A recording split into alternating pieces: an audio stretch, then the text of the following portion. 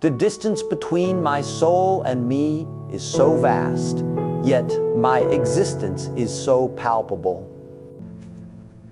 My name is Henry. When I stood at the entrance of this school, I never anticipated what was to come. The interview process wasn't complicated, yet the principal only offered me a 1-month position as a substitute teacher.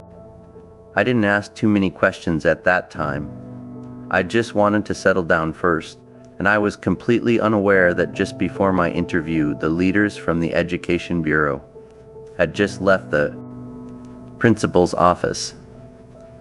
They came to demand that the principal be fired because the academic performance of this school was abysmal, even affecting the property sales in the nearby neighborhoods. Naturally, the principal didn't back down. He retorted that they had stuffed all the worst students in the district into this school, and it wasn't entirely his fault that the school had become what Just like that, I started my substitute teaching life in this school that seemed to be in an extremely bad state. In the first class, after I gave a brief self-introduction, I announced a rule.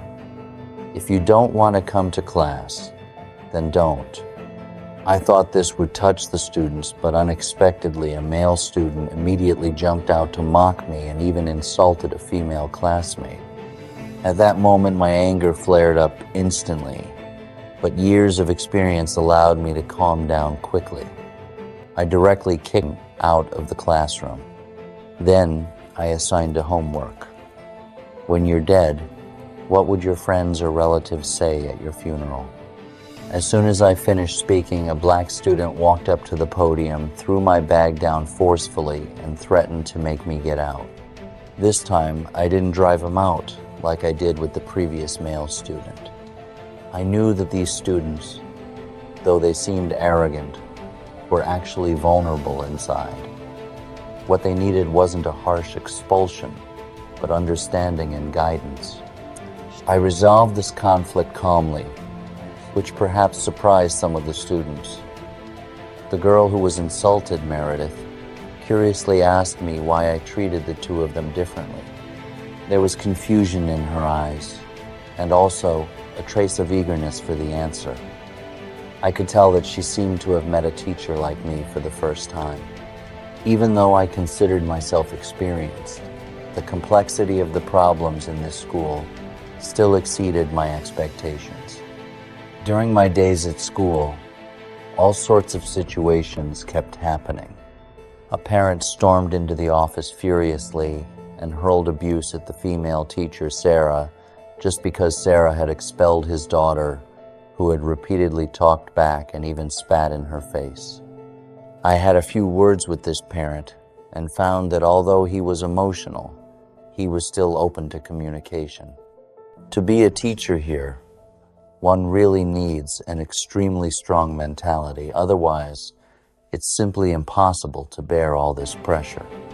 When I got home at night and wanted to have a good rest, I received a call from the nursing home saying that my grandfather had locked himself in the bathroom again and kept calling out my mother's name. At that moment, exhaustion swept over me all at once, but I still had to rush to the nursing home. Looking at my grandfather, who suffered from Alzheimer's disease, wearing a suit and saying he was going to work, my heart felt as if it was being gripped by an invisible hand. After patiently lulling my grandfather to sleep, my long suppressed emotions finally exploded. I stormed to the front desk in a fit of anger. All along, I had tried my best to stay calm in various situations, but at this moment I was really too tired and completely lost my temper. On the bus ride home, my thoughts involuntarily drifted back to the past, and I thought of my mother. Tears streamed down my face uncontrollably. At this time, a fierce argument broke out between an uncle and a young girl on the bus. I could tell that the young girl was a minor prostitute and was demanding service fees from the uncle. I had no interest in such matters and just wanted to get away from this chaotic scene as soon as possible, so I got off the bus. Unexpectedly, the young girl followed me off the bus and kept asking me why I was following her. I knew this was her usual trick, so I firmly refused her. When she kept pestering me, I gave her a good lesson, hoping she would give up. The next day in class, I read the students' homework. The classroom was unusually quiet, and everyone seemed to be immersed in the thoughts triggered by the homework. At the same time, the school's dean had a mental breakdown and directly resigned. The school psychologist was worried about Charlie, and more problematic students were being sent to him. One student was full of swear words, and the other dressed provocatively and behaved wildly.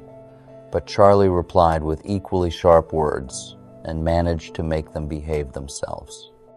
I couldn't help but sigh that perhaps in this school, such special methods were really needed to deal with these special students.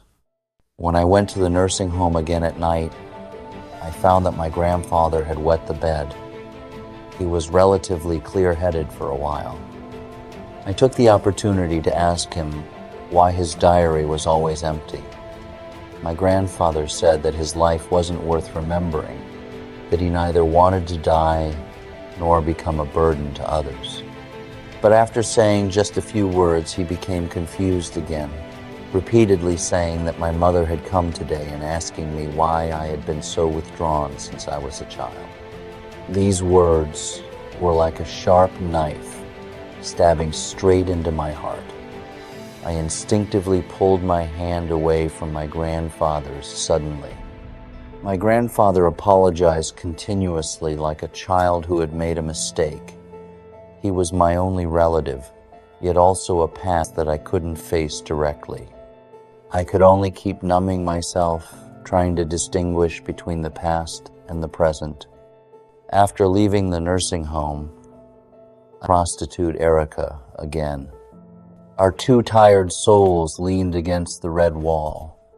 At that moment, the hustle and bustle of the city seemed to have nothing to do with us, and only the sorrow deep in our hearts remained. I saw helplessness and despair in her eyes. She was homeless and extremely hungry. Driven by kindness, I took her home and gave her something to eat. When I saw the numerous scars on the inside of her thighs, clearly the marks of being violated, my heart ached. She still wanted to earn money from me, but I ignored her, dragged her into the bathroom directly, gave her medicine to apply to her wounds, and then gave her my bed, letting her have a good sleep. The next day, I didn't wake Erica up and went to school alone. The school was still filled with confusion, violence, and resentment. I saw a few children torturing and killing a cat. At that moment, anger and heartache intertwined. I immediately rushed up to stop them and then took them to the school psychologist. I felt extremely depressed. Many times I tried my best to do everything, but it seemed that nothing could be changed. It seemed that no one in this world could truly save another person, just like the lost Erica. When I got home at night, I found that Erica was actually doing business in my house. Anger filled my chest instantly, and I drove away the customers. But the emotions that had been pent up all day made it impossible for me to bear it any longer. Instead of driving Erica away, I gave her some vitamins. She asked me why I had been in tears on the bus that day, but I didn't answer. From the pain of the past to the present, I had put in so much effort, and only I knew the hardships involved. The next day in class, I talked with the students about being assimilated and being doubly awakened. I hoped that they could save themselves and build a new self through reading and thinking. Looking at them, listening attentively, especially at Meredith's focused expression, I felt the value of being a teacher.